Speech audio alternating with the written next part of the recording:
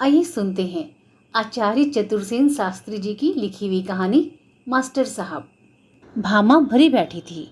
Master साहब ने जो ही घर में कदम रखा, उसने विष दृष्टि से पति को देखकर तीखी स्वर में कहा, यह अब तुम्हारे आने का समय हुआ है। इतना कह दिया था कि आज मेरा जन्मदिन है, 4 मिलने वालियां आएंगी, बहुत कुछ बंदोबस्त करना है, जरा जल्दी आना। सो उल्टे आज शाम ही कर दी। पर लाचारी थी प्रभा की माँ, देर हो गई। कैसे हो गई? मैं कहती हूँ, तुम मुझसे इतना जलती क्यों हो? इस तरह मन में आंट गांठ रखने से फायदा? साफ क्यों नहीं कह देते कि तुम्हें मैं फूटी आंख नहीं सुहाती? यह बात नहीं है प्रभा की माँ, तनख्वाह मिलने में देर हो गई। एक तो आज इंस्पेक्टर स्कूल में आ गए, दूसरे आज फीस का हिसाब चुकाना था, तीसरे कुछ ऑफिस का काम भी हेडमास्टर साहब ने बता दिया, करना पड़ा। फिर आज तनख्वाह मिलने का दिन नहीं था। कहने सुनने से हेडमास्टर ने बंदोबस्त किया, सो उन्होंने बड़ा एहसान किया। बात करनी भी तुमसे आफत है। मैं पूछती हूँ, देर क्यों कर दिया आपने? लगे आल्हा गाने। देखूं रुपए कहाँ है? मास्टर साहब ने कोट अभी अभी खूंटी पर टाका ही था, उसकी जेब से पर्स निकालकर आंगन में उलट दिया। 10-10 रुपए के 4 नोट जमीन पर फैल गए। उन्हें एक एक कर गिनकर भामा ने नाक भौं चढ़ाकर कहा, 40 ही हैं बस। 40 ही पाता हूँ, ज्यादा कहाँ से मिलते? अब इन 40 का मैं क्या करूं? ओढ़ूं या बिछाऊं? कहती हूँ छोड़ दो इस मास्टरी की नौकरी को। छद्दाम की भी तो ऊपरी आमदनी नहीं। तुम्हारे ही मिलने वाले तो हैं वो बापू दाताराम, रेल में बाबू हो गए। हर वक्त घर पूरा भरा रहता है, घी में घी, चीनी में चीनी, कपड़ा लत्ता, और दफ्तर के 10 कुली चपरासी हाजिरी भुगताते हैं। वह जुदा, वे क्या तुमसे ज्यादा पड़े हैं? क्यों नहीं रेल में बाबू हो जाते? वे सब तो गोदाम से माल चुरा कर लाते हैं प्रभा की माँ। मुझसे यह चोरी नहीं हो सकती। तनख्वाह से जो मिलती है उसी में गुजर बसर करना होगा। करना होगा? तुमने तो कह दिया, पर इस महंगाई के जमाने में कैसे? इससे भी कम में गुजर करते हैं लोग प्रभा की माँ। वे होंगे कमीन, नीच। मैं ऐसे छोटे घर की बेटी नहीं हूँ। पर अपनी औकात के मुताबिक ही सबको अपनी गुजर बसर करनी चाहिए। इसमें छोटे बड़े की क्या बात है? अमीर आदमी ही बड़े आदमी नहीं होते प्रभा की माँ। ना, बड़े आदमी तो तुम हो, जो अपनी जोरू को रोटी कपड़ा भी नहीं जुटा सकते। फिर तुम्हें ऐसे ही किसी कहारिन महरिन से ब्याह करना चाहिए था। तुम्हारे घर का धंधा भी करती, इधर उधर चौका बर्तन करके कुछ कमा भी लाती। मास्टर साहब चुप हो गए। वे पत्नी से विवाद करना नहीं चाहते थे। कुछ ठहर कर उन्होंने कहा, जाने दो प्रभा की माँ, आज झगड़ा मत करो। वे थकित भाव से उठे, अपने हाथ से एक गिलास पानी उड़ेला और पीकर चुपचाप कोट पहनने लगे। वे जानते थे कि आज अब चाय नहीं मिलेगी, उन्हें ट्यूशन पर जाना था। भामा ने कहा, जल्दी आना और ट्यूशन के रुपए भी लेके आना। मास्टर जी ने विवाद नहीं बढ़ाया। उन्होंने धीरे से कहा, अच्छा, और घर से बाहर हो गए। बहुत रात बीते। जब वे घर लौटे तो घर में खूब चहल पहल हो रही थी। भामा की सखी सहेलियां सजी धजी गा बजा रही थी। अभी उनका खाना पीना नहीं हुआ था। भामा ने बहुत सा सामान बाजार से मंगा लिया था।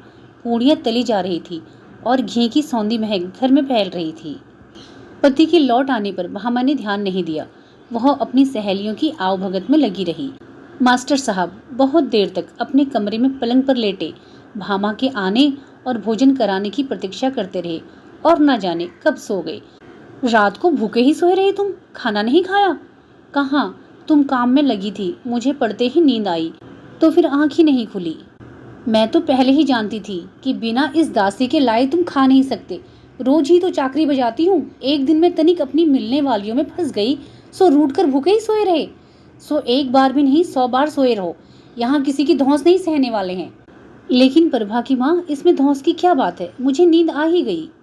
आ गई तो अच्छा हुआ। अब महीने के खर्च का क्या होगा? ट्यूशन के 20 रुपए जेब में पड़े हैं, उन्हीं से काम चलाना होगा। ट्यूशन के 20 रुपए? वे तो रात में ही काम आ गए। मैंने ले लिए थे, वे भी खर्च कर दिए। बड़ा कसूर किया, अब फांसी चढ़ा दो। नहीं नहीं प्रभा की माँ, मेरा ख्याल था 40 रुपए में तुम काम चला लोगी। 20 बचे रहेंगे, उनमें दब खींचकर महीना कट जाएगा। यह तो रोज का रोना है। तकदीर की बात है। यह घर मेरी ही फूटी तकदीर में लिखा था, पर क्या किया जाए, अपनी लाश तो ढकनी ही पड़ती है। लाख भूखे नंगे हो, परायों के सामने तो नहीं रह सकते। वे सब बड़े घर की बहू बेटियां थी, कोई खटीक चमारिन तो नहीं थी। फिर 60-50 रुपए की औकात ही क्या है? मास्टर साहब चिंता से सिर खुजाने लगे। उन्हें कोई जवाब नहीं सूझा। महीने का खर्च चलेगा कैसे, यही चिंता उन्हें सता रही थी। अभी दूध वाला आएगा, धोबी आएगा। वे इस माह जूता पहनना चाहते थे। पुराने जूते बिल्कुल काम लायक ना रह गए थे, परंतु अब जूता तो एक और रहा और आवश्यक खर्च की ही चिंता सवार हो गई। पति को चुप देखकर भामा झटका देकर उठी।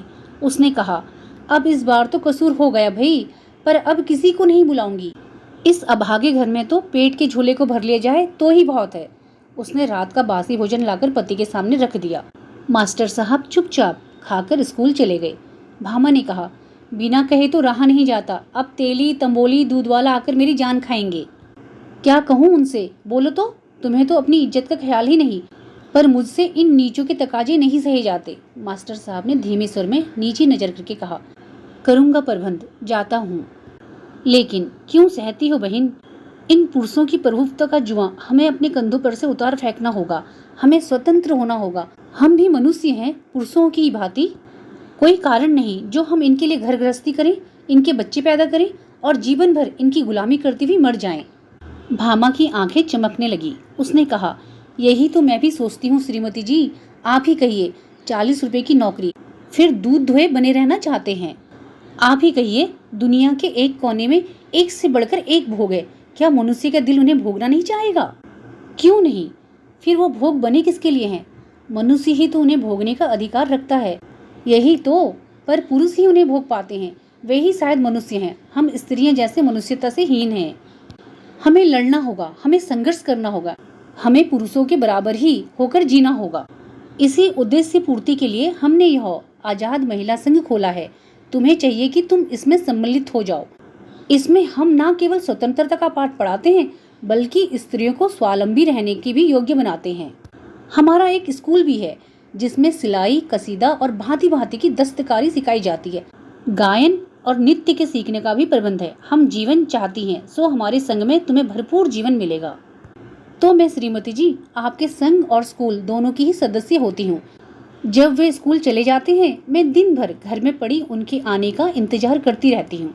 सो भी इस अवस्था में नहीं कि वे मेरे लिए कुछ उपहार लेके आते होंगे या मेरे पास बैठकर दो बोल हंस बोल लेंगे। ईश्वर जाने कैसी ठंडी तबीयत पाई है। चुपचाप आते हैं, थके हुए परेशान से, और पूरे सुस्ता भी नहीं पाते कि ट्यूशन। प्रभा है उनकी लड़की, उसी से रात को हंसते बोलते हैं। कहिए, यह कोई जीवन है? नरक है नरक। सिर्फ मैं हूँ जो यह सब सहती हूँ। मत सहो बहन। अपने आत्मसम्मान और स्वाधीनता की रक्षा करो। यही करूंगी श्रीमती जी, यही करूंगी। तो फिर कल आना, हमारा वार्षिकोत्सव है। बहुत सी बड़ी बड़ी देवियां आएंगी, उनके भाषण होंगे, भजन होंगे, नृत्य होगा, गायन होगा, नाटक होगा, प्रस्ताव होंगे और फिर प्रतिभोज होगा। कहो, आओगी ना? अवश्य आऊंगी। अब जाती हूँ। अब जाओ फिर, तुम्हें देखकर चित्त प्रसन्न हुआ। याद रखो, तुम्हारे जैसे ही देवियों के पैरों पर पड़ी परतंता की बेड़ियां काटने के लिए हमने यह उद्योग किया है। आप धन्य हैं श्रीमती जी। नमस्ते नमस्ते। भामा ने बड़ी उत्सुकता से रात काटी और वह अपनी समझ में पूरी तैयारी के साथ सज धज कर जब उस जलसे में गई तो हद दर्जे चमत्कृत और लज्जित होकर लौटी। चमत्कृत हुई वहाँ के वातावरण से, बखानों से, कविताओं और नृत्य से, मनोरंजन प्रकारों से। उसने देखा और समझा, आहा, यही तो सच्चा जीवन है। कैसा आनंद है, कैसा उल्लास है, कैसा विनोद है। परंतु जब उसने अपनी हीन अवस्था का वहां आने वाली प्रत्येक महिला से मुकाबला किया तो लज्जित हुई। उसने दरिद्र निरह पति से लेकर घर की प्रत्येक वस्तुओं को अत्यंत नगण्य, अत्यंत क्षुद्र, अत्यंत दयनीय समझा और वह अपने ही जीवन के प्रति एक असहनीय विद्रोह और असंतोष भावना लिए बहुत रात घर लौटी। मास्टर साहब उसकी प्रतीक्षा में जागे बैठे थे। प्रभा पिता की कहानियां सुनते सुनते थक कर सो गई थी। भोजन तैयार कर आप खा और प्रभा को खिला, पत्नी के लिए उन्होंने रख छोड़ा था। भामा ने आते ही एक तिरस्कार भरी दृष्टि पति और उस शयनागार पर डाली जो उसके कुछ क्षण पूर्व देखे हुए दृश्यों से चकाचौंध हो गई थी।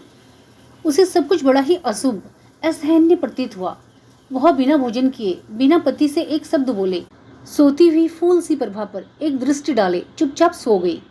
मास्टर साहब ने कहा, और खाना? नहीं खाऊंगी। कहाँ खाया? खा लिया और प्रसन्न नहीं किया। मास्टर साहब भी सो गए। भामा प्राय नित्य ही महिला संग जाने लगी। उन्मुक्त वायु में स्वच्छंद सांस लेने लगी। पढ़ी लिखी उन्नतिशील कहानी वाली लेडियों महिलाओं के संपर्क में आई। जितना पढ़ सकती थी पुस्तकों पत्र पत्रिकाओं को पढ़ने लगी।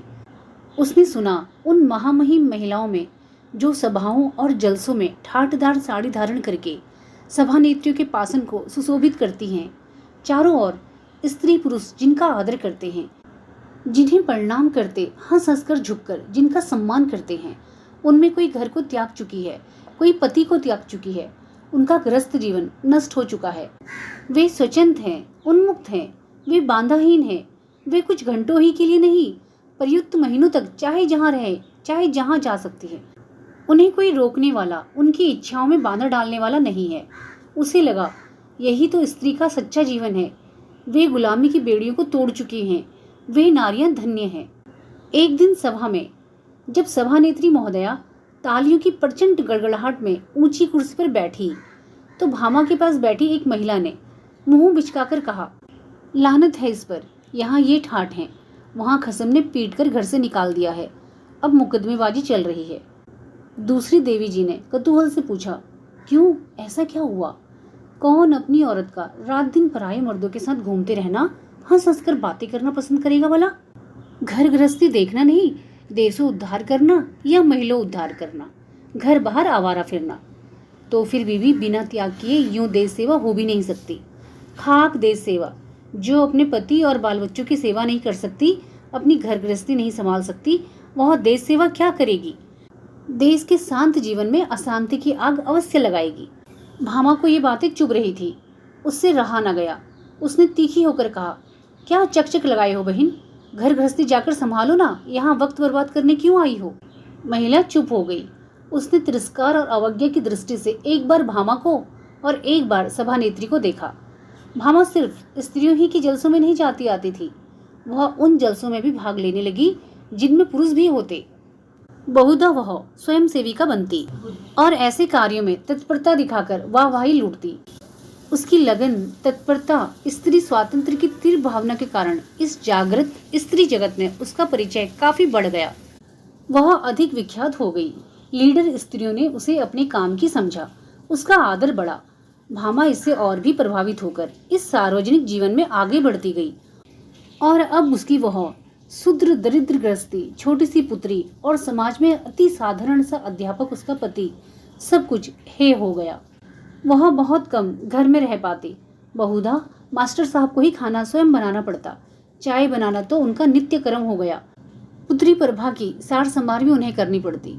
वे स्कूल जाएं, ट्यूशन करें, बच्ची को संभालें, भोजन बनाएं और घर को भी संभालें। यह सब नित्य नित्य संभव नहीं रहा। घर में अव्यवस्था और अभाव बढ़ गया। भामा और भी तीखी और भी निडर हो गई। वह पति पर इतना भार डालकर उनकी जरा भी सहायता ना करके, उनकी सारी संपत्ति को अधिकृत करके भी निरंतर उनसे क्रुद्ध और असंतुष्ट रहने लगी। पति की शुद्र आय का सबसे बड़ा भाग उसकी साड़ियों में, चंदों में, तांगे की भाड़े में और मित्र मित्राणियों के चाय पानी में खर्च होने लगा। मास्टर साहब को मित्रों से ऋण लेना पड़ा। ऋण मास का मास बढ़ने लगा और फिर खर्च की व्यवस्था बनी रही। दूध आना बंद हो गया, घी की मात्रा कम हो गई, साग सब्जी में किफायत होने लगी। मास्टर जी के कपड़े फट गए। उन्होंने और एक ट्यूशन कर ली। वे रात दिन पीसने लगे। छोटी सी बच्ची चुपचाप अकेली घर में बैठी पिता और माता के आगमन की प्रतिज्ञा करने की अभ्यस्त हो गई। बहुधा वह रात तक सन्नाटे के आलम में अकेली घर में डरी हुई, सहमी हुई बैठी रहती। कभी रोती रोती सो जाती, बहुधा भूखी प्यासी। एक दिन जब मास्टर साहब स्कूल की तैयारी में थे, भामा ने कहा, सुनते हो, मुझे एक नई खद्दर की साड़ी चाहिए और कुछ रुपए। महिला संघ का जलसा है, मैंने स्वयं सेविकाओं में नाम लिखवाया है, किंतु रुपए तो अभी नहीं है। साड़ी भी आना मुश्किल है, अगले महीने में।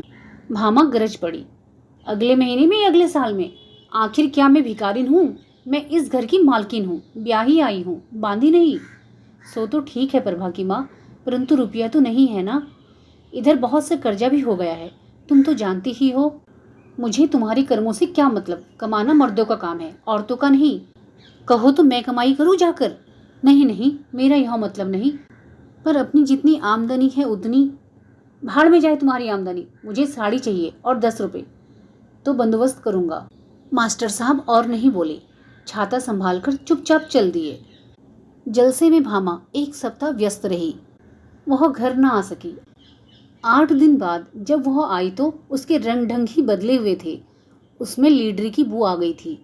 अब वह एक बच्चे की माँ, एक पति की पत्नी, एक घर की गृहिणी नहीं, एक आधुनिकतम महिला उदारक स्त्री थी। पुरुषों से, गृहस्थी की रूढ़ियों से, दरिद्र जीवन से संपूर्ण विद्रोह करने वाली।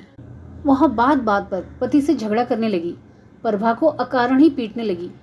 तनिक सी भी बात मन के विपरीत होने पर तिनक कर घर से चली जाती और 2-2 दिन गायब रहती। उसकी बहुत सी सखी सहेलियां हो गई थी। बहुत से अड्डे बन गए थे जिनमें स्कूलों की मास्टरनियां, अध्यापिकाएं, विधवाएं, प्रौढ़ाएं और स्वतंत्र जीवन का रस लेने वाली अन्य अनेक प्रकार की स्त्रियां थीं। उनमें से प्राय सभी ने स्त्रियों के उद्धार का व्रत ले रखा था। इन सब बातों से अनंतः एक दिन मास्टर साहब का समुद्र सा गंभीर हृदय भी विचलित हो गया। पत्नी के प्रति उत्पन्न रोष को वे यत्न करके भी दबा ना सके। प्रभा 2 दिन से ज्वर में बेहोश थी और भामा 2 दिन से गायब थी। किसी कार्यवंश नहीं, क्रुद्ध होकर प्रभा ने अम्मा अम्मा की रट लगा रखी थी। उसके होंठ सूख रहे थे, बदन तप रहा था। मास्टर साहब स्कूल ना जा सके, ट्यूशन भी नहीं, खाना भी नहीं। वे पुत्री के पास बैठे पानी से उसके होंठों को तर करते, अम्मा आ रही है कहकर धीरज देते। फिर एक गहरी सांस के साथ हृदय के दुख को बाहर फेंकते और अपने दांतों से होंठ दबा लेते और भामा के प्रति उत्पन्न क्रोध को दबाने की चेष्टा करते। भामा आई तो उसने न बीमार बेटी को देखा, न भूख प्यास से जर्जर पति को। वह भरी हुई जाकर अपनी कोठरी में द्वार बंद करके पड़ गई। अंत में मास्टर साहब ने कोठरी के द्वार पर जाकर कहा, प्रभा को बहुत तेज ज्वर है प्रभा की माँ, तनिक आओ तो। मैं क्या वैद्य डॉक्टर हूँ? भीतर से भामा ने कहा। नहीं, वह तुम्हें बहुत याद कर रही है, तनिक उसके पास बैठो। तुम बैठे तो हो, वह तुम्हें पुकार रही है। आओ, मैं थक गई हूँ, मेरी जान न खाओ। कैसी बात कहती हो प्रभा की माँ, वह तुम्हारी बेटी है, तुम्हारी भी तो है। बच्चों की देखभाल तो माँ ही कर सकती है प्रभा की माँ। पर बच्चे माँ के नहीं बाप के हैं, उन्हें ही उसकी संभाल करनी चाहिए।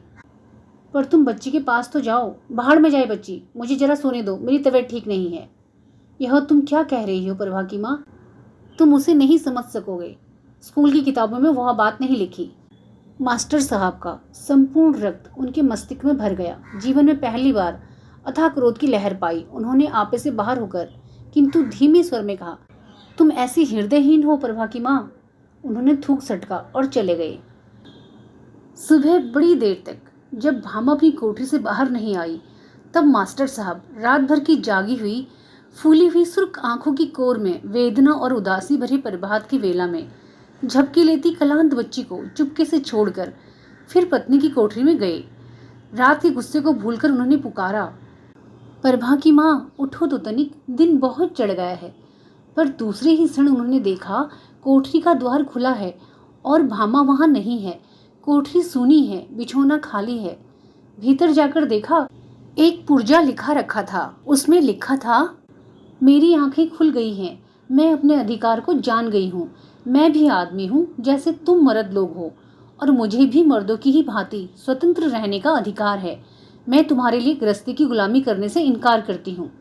तुम्हारे लिए बच्चा पैदा करने, उनके मल मूत्र उठाने, तुम्हारे सामने हाथ पसारने से इनकार करती हूँ।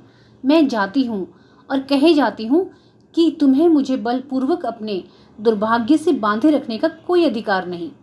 तुम्हारी 40 रुपए की हैसियत में मैं अपने आप को भागीदार नहीं बना सकती। मास्टर साहब की आंखें फट गई, मुंह फैला रह गया। वे वहीं चारपाई पर बैठकर 2-3 बार उस पत्र को पढ़ गए और सब बातों को भूलकर वे यही सोचने लगे, आखिर भामा यह सब कैसे लिख सकी। बिल्कुल ग्रामाफोन की सी भाषा, व्याख्यान के नपे तुले शब्द, साफ तीखी युक्ति, सुगठित भाषा, ऐसा तो वे भी नहीं लिख सकते। भामा यह सब कहाँ से सीख गई? क्या उसने सत्य ही उन सब गंभीर बातों पर, स्त्री स्वातंत्र पर, सामाजिक जीवन के इस असाधारण स्त्री विद्रोह पर पूरा विचार कर लिया है? क्या वह जानती है कि इस मार्ग पर जाने से उस पर क्या क्या जिम्मेदारियां आएंगी? मैं तो उसे जानता हूँ।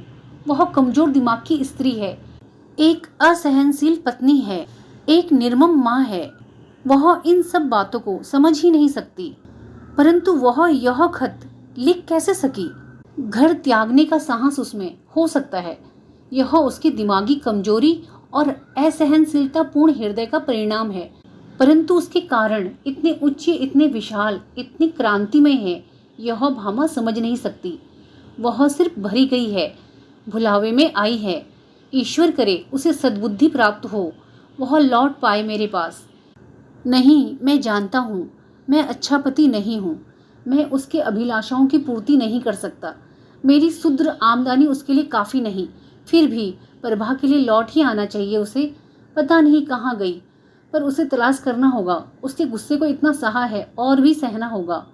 उसने समझा हो या ना समझा हो, उसका यह कहना तो सही ही है कि मुझे उसे बलपूर्वक अपने दुर्भाग्य से बांध रखने का कोई अधिकार ही नहीं है। क्षण भर के लिए मास्टर साहब सब बैठे रहे। उनकी तनख्वाह के गोल गोल 40 रुपए झलझल करके उनके कानों में 40 की गिनती कर गुम होने लगे और उनकी दरिद्रता, असहाय गृहस्थी विद्रूप कर ही करके उनका उपवास करने लगी। मैं आज उस गुलामी की बेड़ियों को तोड़ आई हूँ श्रीमती जी। शाबाश, तुम्हारे साहस की जितनी तारीफ की जाए थोड़ी है। मैं समझती हूँ कि अब तुम अधिक आज़ादी से अपनी बहनों और अपने देश की सेवा कर सकती हो। आप जो कहें मैं वही करूँगी। मैं चाहती हूँ अभी तुम हमारे स्कूल में काम करो।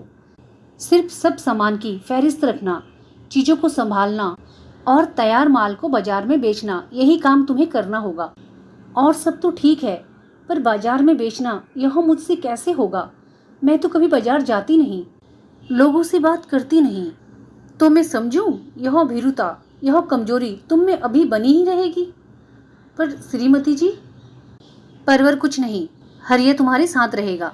वह तुम्हारे कामों में खूब चंट है, सिर्फ हथ लपक है। जो माल बेचता है या खरीदता है, अपनी मुट्ठी भी गर्म करता है। अब तुम्हारी निगरानी में वह ऐसा नहीं कर सकेगा। पर मैं काम कुछ जानती नहीं हूँ श्रीमती जी, कहीं कोई भूल चूक हो गई तो क्या हुआ? भूल चूक भी इंसान से ही होती है। फिर सब काम करने से ही तो आते हैं। कोई पेट से तो सब सीख कर पैदा नहीं होता। तब ठीक है श्रीमती जी, अब मेरे खाने पीने का क्या होगा? तुम्हें 20 रुपये माहवार मिलेगा। रहने को मकान स्कूल में ही मिलेगा। काम सीख लेने पर और कुछ पढ़ लिख जाने पर और अधिक तनख्वाह मिलेगी। भामा जब अपने नए घर में आई तो उसका मन बैठ रहा था। उसका सारा उत्साह ठंडा पड़ रहा था। 20 रुपये की नौकरी, दिन भर की गुलामी, फिर बाजार में माल बेचना। छी छी, मैं कैसे उन लोगों से पार पाऊंगी? घर को उसने देखा, उसके अपने घर की कोठरी से भी बदतर। एक साधारण सी कोठरी, गंदी और सूनी। बराबर की कोठरी में चपरासी हरिया रहता था। उसकी पीकर फेंकी हुई अधजली बीड़ियां बिखरी पड़ी थी। झाड़ू महीनों से नहीं लगा था। एक टूटी खाट और पुराना घड़ा पानी से भरा एक कोने में रखा था। यह सब देखकर उसे अपना घर, गरीब पर साफ सुथरा, छोटी सी बिटिया प्रभा और सदा शांत शिष्ट रहने वाले पति की याद आने लगी।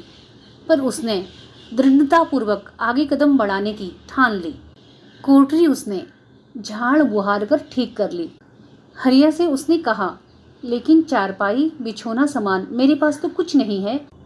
आज भर मेरी चारपाई ले लो, पैसे हो तो दो, मैं सामान ला दूं, कल बंदोबस्त कर लेना। लेकिन मेरे पास तो पैसे भी नहीं हैं। तो तुमने बड़ी बीवी से मांगा क्यों नहीं? भामा को उस नीच चपरासी का तुम करके बात करना बहुत बुरा लगा। उसकी चारपाई मंगनी लेना, उसकी बगल की सूनी कोठरी में अकेली रहना और बिना साज सामान गृहस्थी बसाना, उसे यह सब एक असहाय अनहोनी सी बात लगने लगी। उसने सोचा, चलो घर लौट चलूं, पर मन फिर मचल गया। उसने तुम कहकर उससे बात करने वाले हरिया से तू कहकर बात की। कहा, चल जरा मेरे साथ बीवी जी के घर, मैं उनसे जरूरी सामान का बंदोबस्त करने को कहूँ। हरिया को यह तू तड़ाक पसंद नहीं आई। उसने धृष्टता से कहा, मैं स्कूल का नौकर हूँ, तुम्हारा नहीं। मैं इस समय कहीं नहीं आ जा सकता। वह भीतर अपनी कोठरी में चला गया। माननीय भामा तमाम रात भूखी प्यासी ठुठुरती उस कोठरी के कोने में भीतर से द्वार बंद करके बैठी रही। एक एक करके उसके सामने पति के प्यार, सहिष्णुता, अधीनता के चित्र खींचने लगे। उसे ख्याल हुआ उनकी यह दरिद्रता उनकी अकमणता से नहीं है, देश के वातावरण से, लाचारी से और परंपरा से ही है। उसे रह रहकर अपनी बच्ची की याद आने लगी, जो ज्वर में अपने सूखे होंठों से अम्मा को पुकार रही थी। उसे पति का अभ्यस्त मधुरतम संबोधन, प्रभा की माँ की याद आ रही थी। झरझर उसकी आंखों से आंसू बहते रहे। वह रोती रही। भूख प्यास से थकित स्थिर गंदी अंधेरी कोठरी में बैठी वह मन ही मन कहने लगी, यही हमारी, हम स्त्रियों की स्वाधीनता का पथ है। दूसरी कोठरी में हरिया और उसके यार दोस्त दम लगा रहे थे, गंदी बातें बक रहे थे और बीच बीच में भामा को लेकर बहुत सी उचित अनुचित बातें कर रहे थे। किंतु श्रीमती जी, भामा मेरी पत्नी है। कह तो दिया आप नहीं मिल सकते, मगर मिलना बहुत जरूरी है। श्रीमती जी, उसकी बच्ची बहुत बीमार है।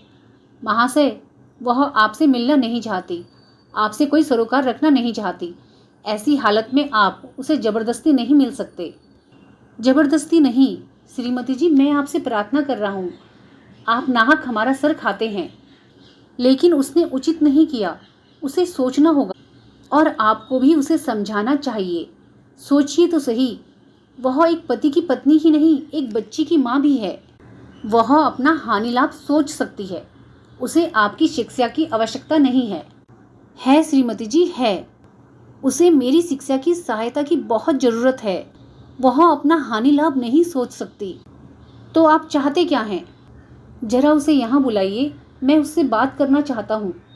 परंतु मैंने कहा वह आपसे बात करना नहीं चाहती। नहीं नहीं, बात करने में हानि नहीं है। उफ, आपने तो सर खा डाला। मैं कहती हूँ आप चले जाइए। मैं उसे ले जाने के लिए आया हूँ। उसे आप जबरदस्ती नहीं ले जा सकते। मैं उसे समझाना चाहता हूँ। वह आपसे मिलने को तैयार नहीं। मैं उसका पति हूँ श्रीमती जी। वह मेरी पत्नी है। मेरा उस पर पूरा अधिकार है। तो आप अदालत जाइए। छी छी श्रीमती जी, आप महिलाओं की हितैषिणी हैं। आप यह कभी पसंद नहीं करेंगी। जी, मैं यह भी पसंद नहीं करती कि पुरुष स्त्रियों को उनकी इच्छा के विरुद्ध अपनी आवश्यकताओं का गुलाम बनाए। कहाँ, हम तो उन्हें अपने घर बार की मालकिन बनाकर अपनी इज्जत प्रतिष्ठा सब कुछ उन्हें सौंप कर निश्चिंत रहते हैं। जो कमाते हैं उन्हीं के हाथ पर धरते हैं। फिर प्रत्येक वस्तु और कार्य के लिए उन्हीं की सहायता के भिखारी रहते हैं। विचित्र प्रकृति के व्यक्ति हैं आप मुझसे उलझ रहे हैं। आप यह व्याख्यान किसी पत्र में छपवा दीजिएगा। आपकी युक्तियों का मेरे लिए कोई मूल्य नहीं है। किंतु श्रीमती जी, आप एक पति और उसकी पत्नी के बीच इस प्रकार व्यवधान मत बनिए।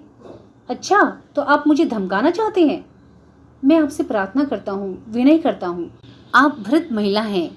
एक माता को उसकी रुग्णा पुत्री से, उसके निरह पति से पृथक मत कीजिए। आप बड़े घर की महिलाएं और आपके पतिगण यह सब विच्छेद सहन करने की शक्ति रखते हैं। हम बेचारे गरीब अध्यापक नहीं। हमारी छोटी सी गरीब दुनिया है। शांत छोटा सा घर है, एक छोटी सी घोंसले के समान। हम लोग ना औधों के लेने में, न माधों के देने में। दिन भर मेहनत करते हैं, घर में पत्नी और बाहर पति, और रात को अपनी नींद सोते हैं। आप बड़े बड़े आदमियों का शिकारी जीवन है, उसमें संघर्ष है, आकांक्षाएं हैं, प्रतिक्रियाएं हैं और प्रतिस्पर्धा है। इन सब के बीच आप लोगों का व्यक्तिगत जीवन एक गौण वस्तु बन जाता है। पर हम लोग इन सब झंझटों से पाक साफ हैं। कृपया आप हम जैसे निरह प्राणियों को अपने जीवन की इस घड़ दौड़ में ना घसीटिएगा। दया कीजिए, मेरी पत्नी मेरे साथ कर दीजिए। मैं उसे समझा लूँगा, उससे निपट लूँगा। अच्छा, तो आप चाहते हैं कि मैं चपरासी को बुलाऊं या पुलिस को फ़ोन करूं? जी नहीं, मैं चाहता हूं कि आप भामा देवी को यहाँ बुलवा दें। मैं उन्हें अपने घर ले जाऊं। यह नहीं हो सकता। यह बड़ा अन्याय है श्रीमती जी। आप जाते हैं या चपरासी बुलवाया जाए? चपरासी, ओ चपरासी! देवी जी ने उच्च स्वर में पुकारा।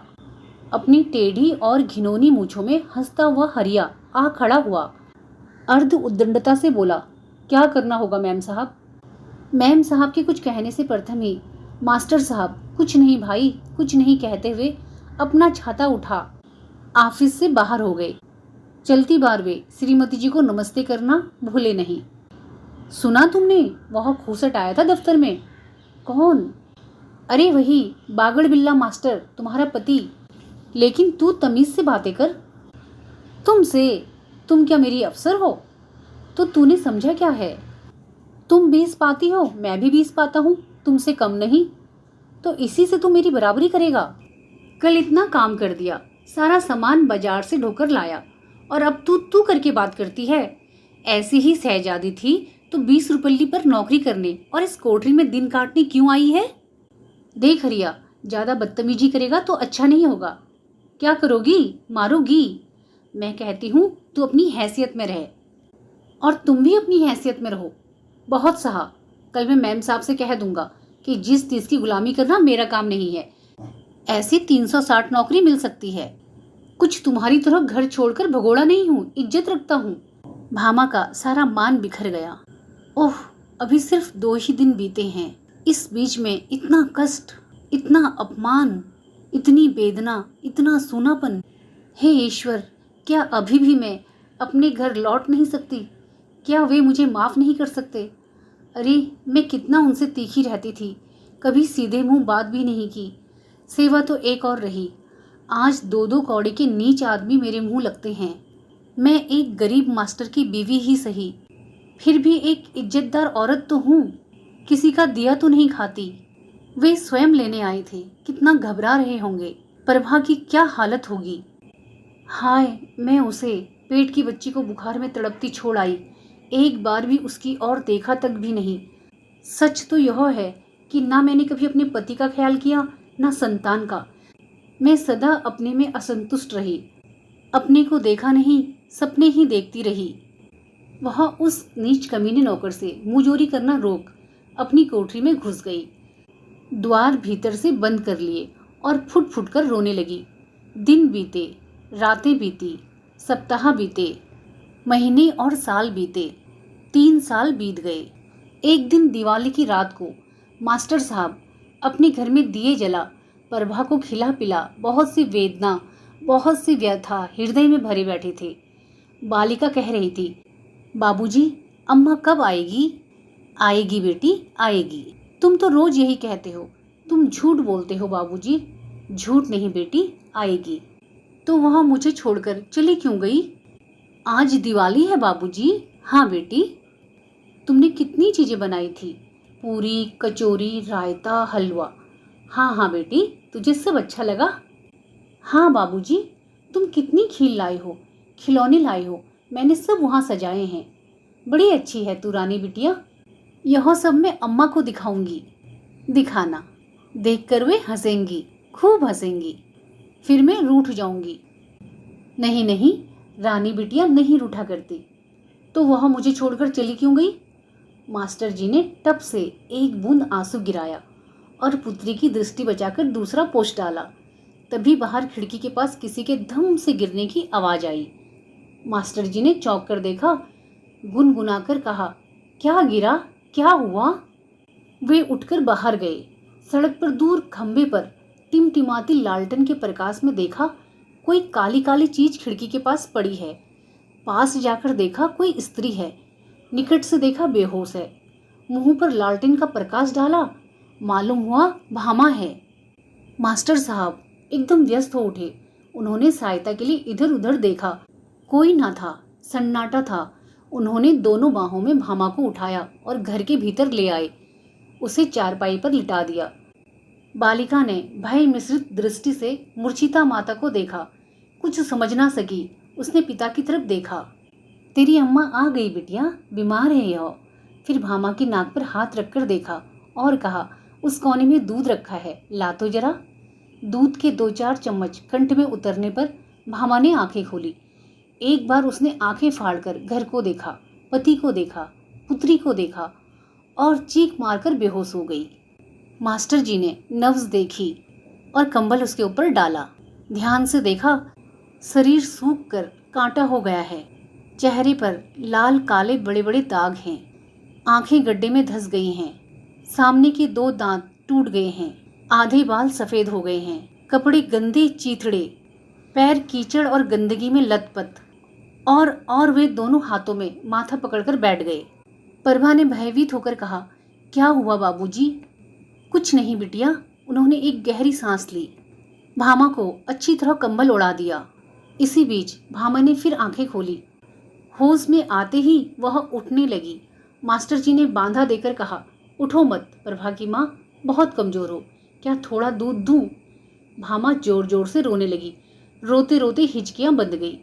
मास्टर जी ने घबरा कर कहा, यह क्या नादानी है, सब ठीक हो जाएगा, सब ठीक।